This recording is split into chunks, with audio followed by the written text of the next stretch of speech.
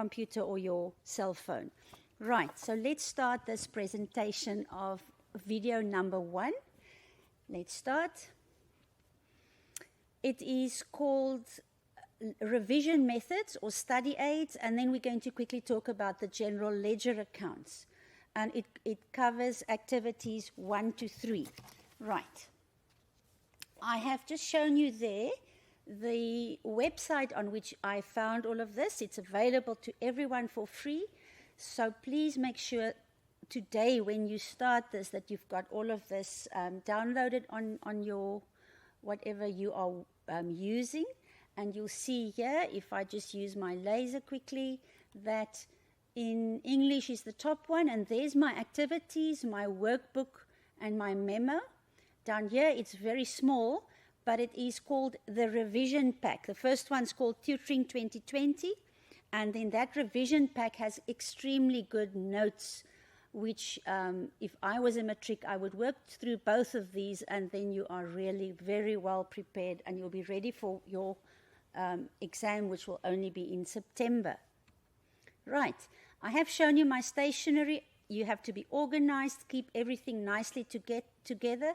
And then I definitely, firmly believe that you write down your formats first. I have found that when I work with students, maybe with extra help, that they want help, but they don't know their basic formats. That's the wrong way around. Okay, that's just the websites again for the revision pack. Some of you have, however, received a hard copy, and I hope you have that available with you. Okay.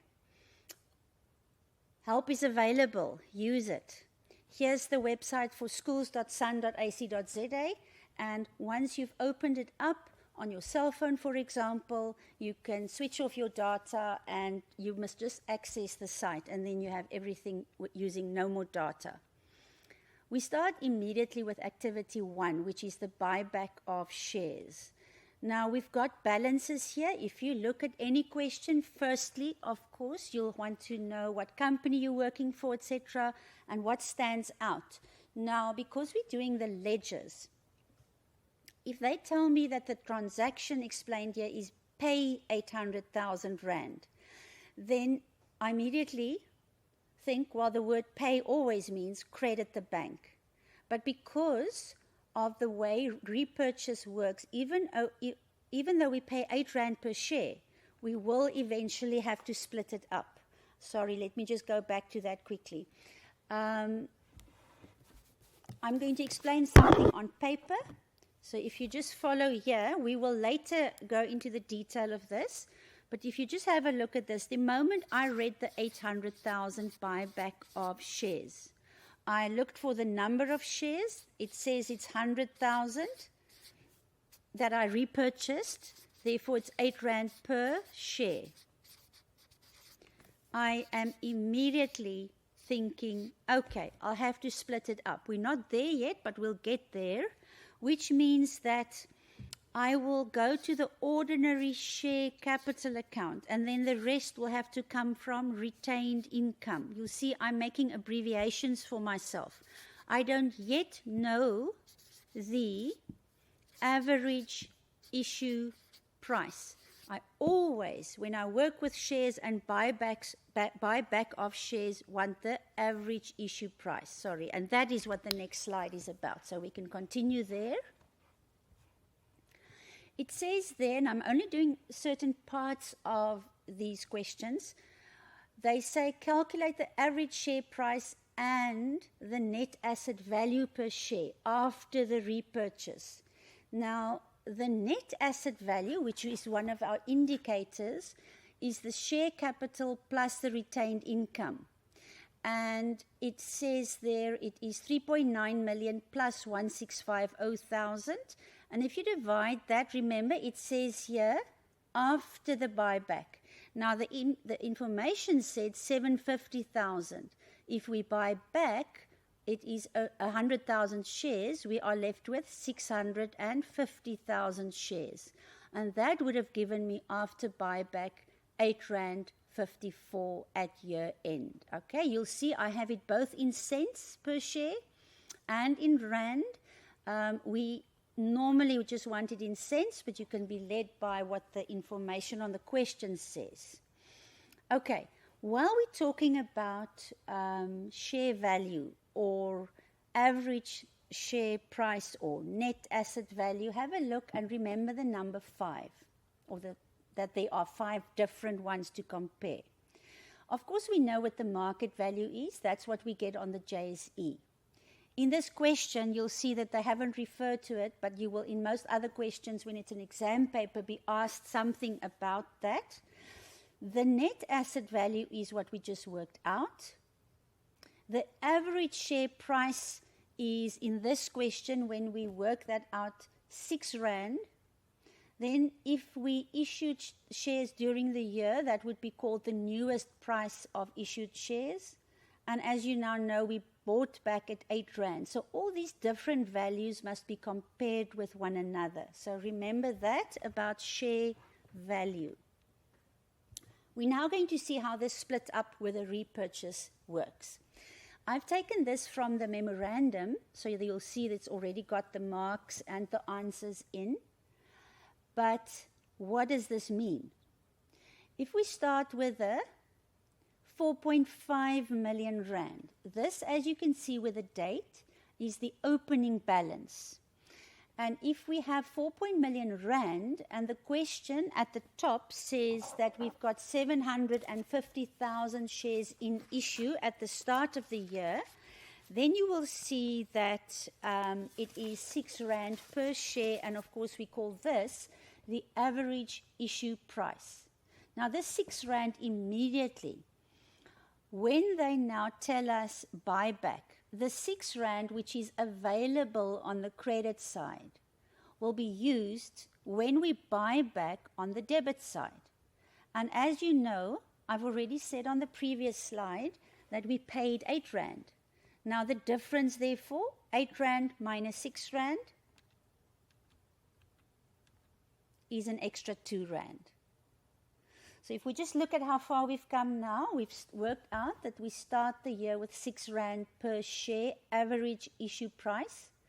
Although we pay 8 Rand, we only have 6 Rand available on the debit side of share capital, and the 2 Rand will have to come from retained income.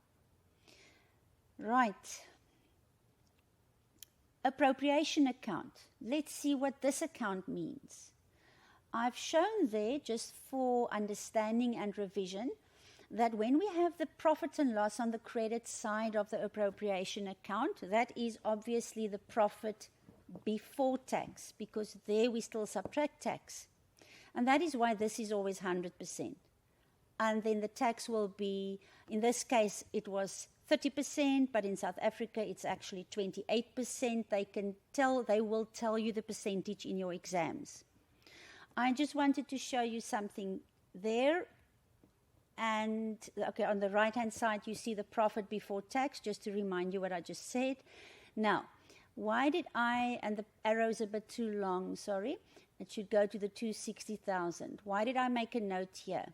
This 260,000, or whatever amount you'll show in an exam, will always consist of the interim plus the final, or the amount paid plus the amount declared. And you will always show it up there with a plus.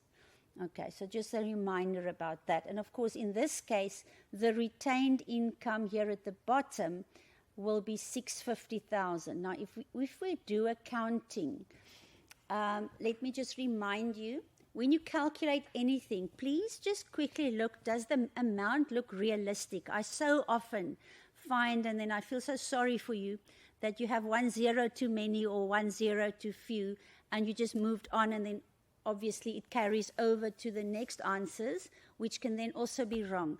When you write down an amount, just look, does it look reasonable? Or immediately pick up if in a certain question something's bigger than you thought it would be.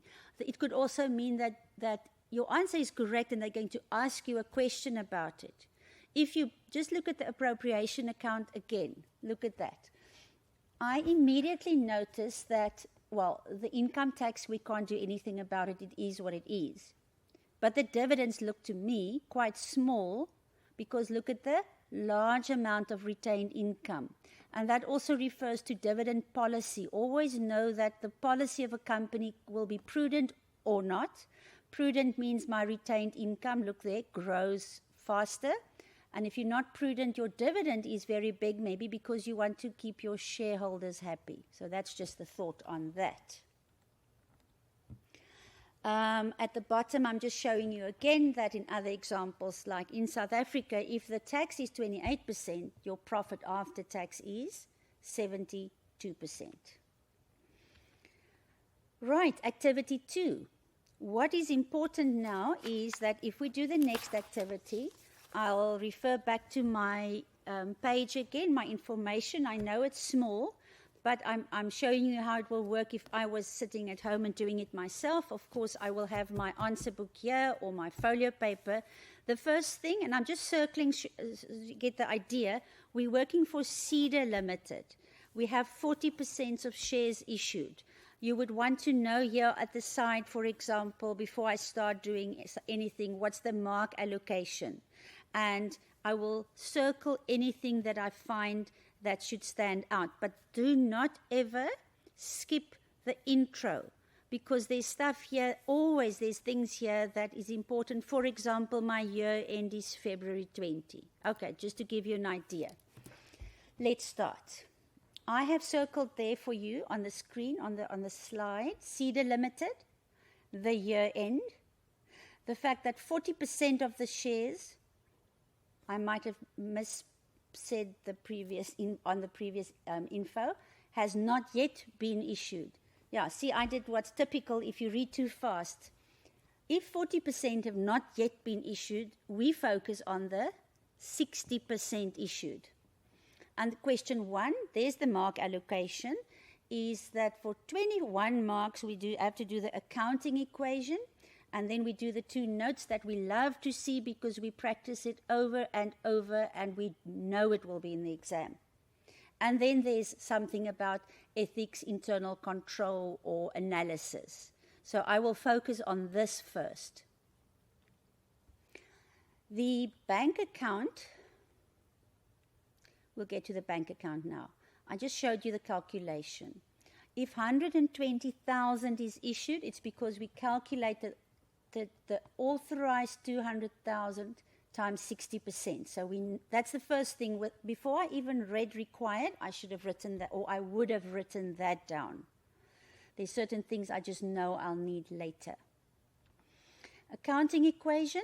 Why did I underline bank is favorable? Obviously, and please, when you do this, put a marker in or a sticky note so that you can find it again easily, because we do not see accounting equation, or as we talk about it, transaction analysis, that often in exams. So we do not want you to be surprised by something or unprepared. This is a good revision again, so that you go back to those things that you learned in grade 8, 9, 10, which is analyze a transaction. But now, why did I underline the bank? Just to remind you, if bank is favorable, it's obviously shown as an asset, but the bank could have been overdrawn or negative. Then please, on the accounting equation, it is a liability. I'm just going to do a few of them just to get you going, and the rest you can complete yourself. The first one, on the 25th of March, electronic fund transfers were made to shareholders in respect of final dividends owing from the previous year. So, why did I say asset minus? The moment, I'll show with a pointer, the laser pointer, electronic funds transfer means money decrease. So that's why my bank account will be credited. What am I paying for? I'm paying the shareholders. Now, the shareholders for the final dividend is a liability, which now decreases. And that is why shareholders for dividends, the liability is decreased. I just used the coloring to just show you. You can also do that if it helps with highlighters at home, that I've done my assets in green, my equity in blue, and my liabilities in yellow. Let's see the next one. On 31 August, now I always, when I read 31 August, my brain tells me we're halfway through this financial year. And that is why it is now time, if we're going to do it, to pay an interim dividend. First, I'll need to calculate. Now, do you remember? I worked out that the 60% of shares issued is 120,000, and that means 25 cents per share is 30,000. Now, there's the word paid. The pointer is under the word paid, which again, if we calculate, is 30,000 asset minus bank credit. So it's very easy. You're lucky if it says paid because bank is credited. And then you just find the double entry. The cross-reference will be with dividends. This is not shareholders for dividends. This is dividends. And dividends is an expense, making the equity decrease. And the account name is Dividends on Ordinary Shares. And please also remember, it's sometimes just called ordinary share dividends. But please distinguish between these two accounts, number 1 and number 2. The top one in yellow is a liability. The one in blue, number 2, is an expense. We go on to our next transaction, or one that I picked out there, where it says, all the unissued shares were issued at 6.50 cents per share, and all the shares were applied and the money received was deposited. Easy. Money, where did I, let me show you there with a pointer. Money received. I calculated at the bottom, where did I get the 80,000? It was the remaining shares. 200 authorized minus 120 issued gives me another 80,000, 650, 520,000. Money in, bank now, debited. Then you say, in that transaction, what is the reason for receiving money? Shares were issued, which means the account involved is share capital, which of course is equity plus, which is a credit. Right.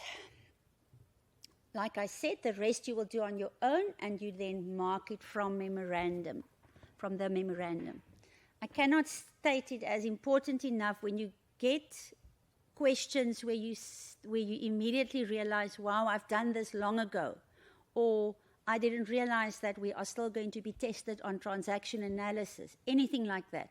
Have a way of marking it for yourself with a piece of paper, a sticky note, fold the paper, but make a plan. And you must be able to quickly, for revision before exams, find those things again. Right, so transaction analysis covered. If we now look at this, like I said, I love these two notes, and you should love it too, and you should be able to do it fast and perfectly correct. What we see there is that the format has been given, and if the format wasn't given, you would know to write ordinary shares at the start, ordinary shares at the end, and there's your format down here, totally filled in.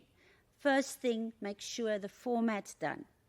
If we now find the information, you will remember we already now know 200,000 authorized.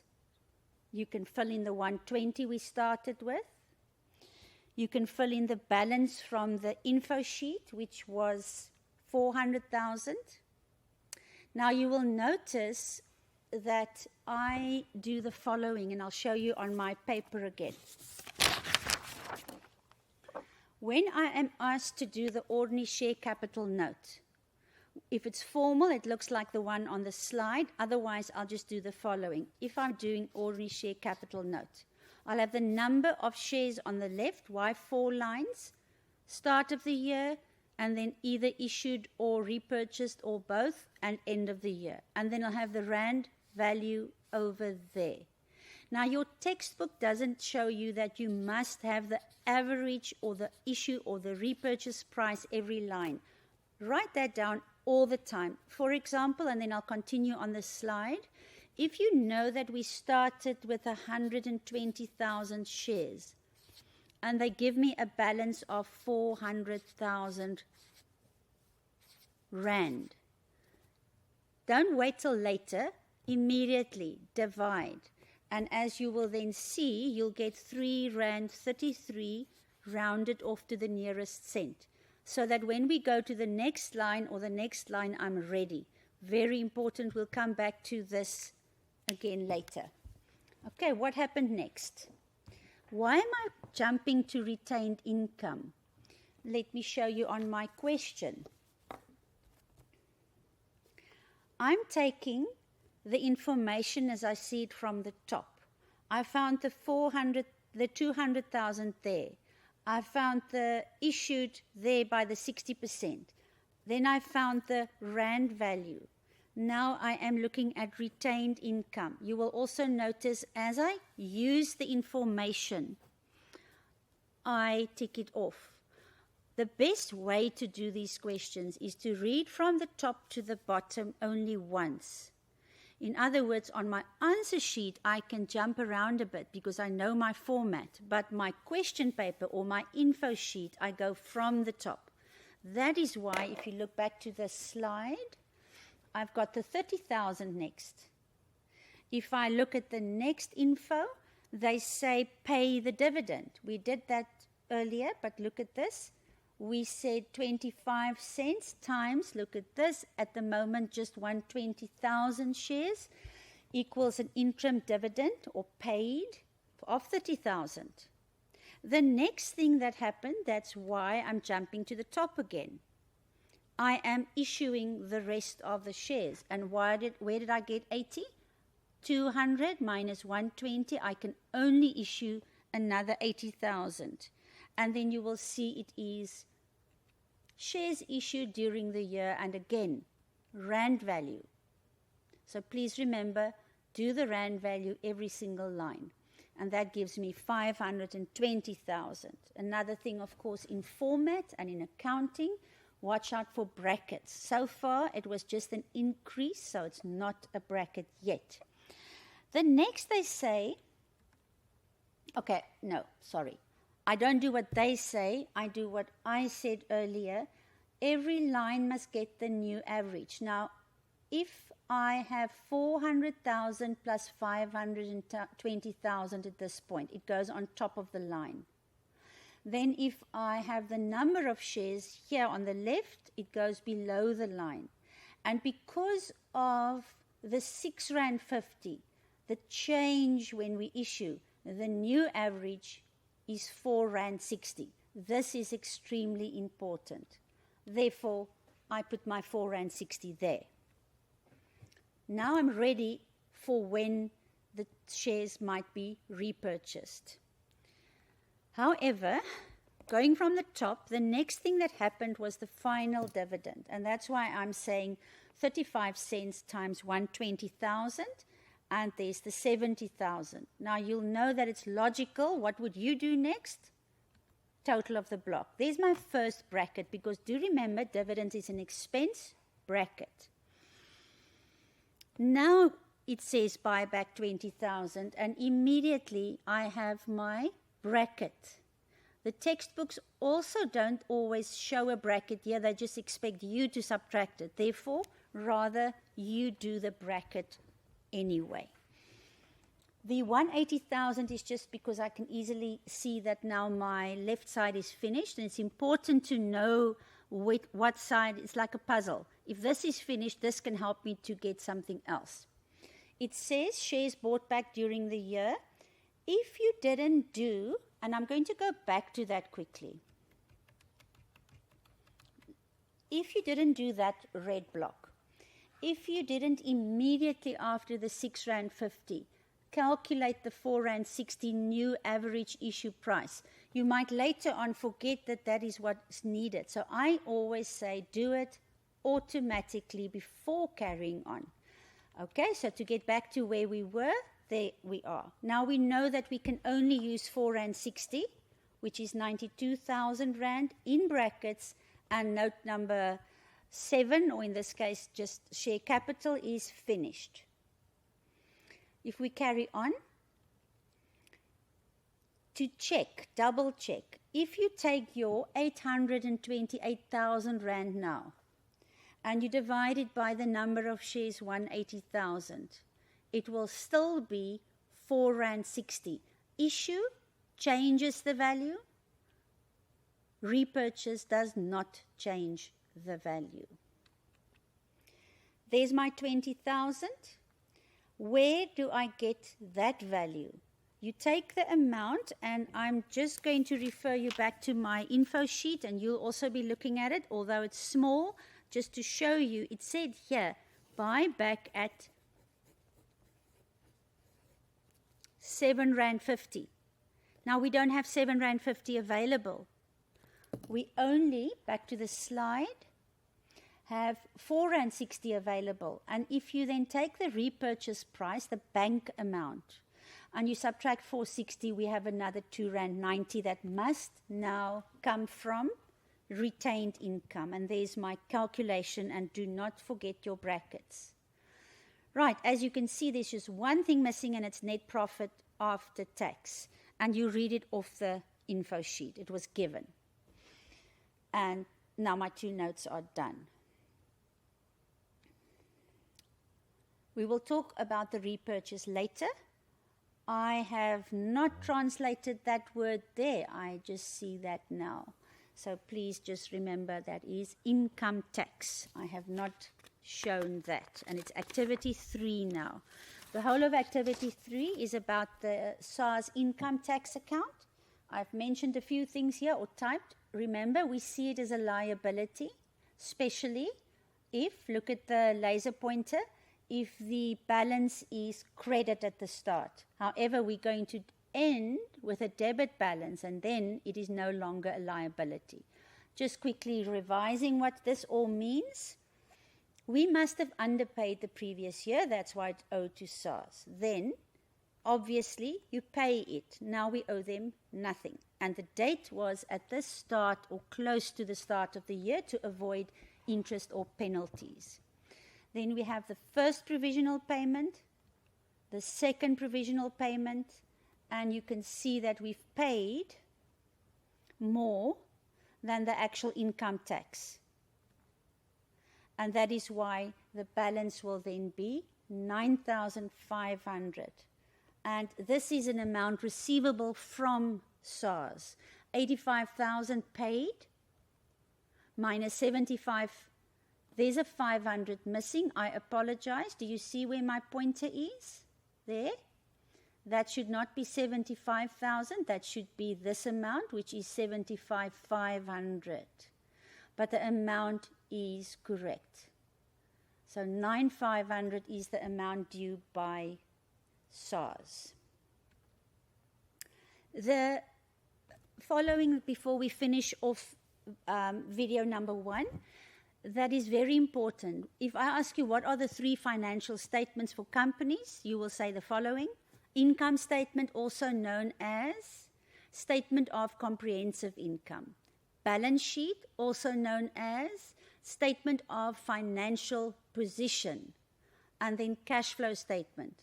Now, the income tax account is very important, and it can clearly now show us, out of that one ledger account, which amounts will be used in which of the 3 statements. So if we look on the slide, you'll see the following. I've put a blue bracket around the 3 amounts on the debit side, which says bank, bank, bank. And that means for cash flow, which is about money flowing in or out, we must have paid, or we did pay, a total this year of 97,000. So that's why in the cash flow statement, we call this tax paid. The expense income tax, 75,500, is obviously in the income statement. And then the balance at the end would be an asset, trade and other receivables, or I marked it with a star there. If we underpaid, it will be a liability. I leave you with that quote, which you can read on your own. And I thank you for listening to our video number 1, which is very good revision of company ledgers and the notes.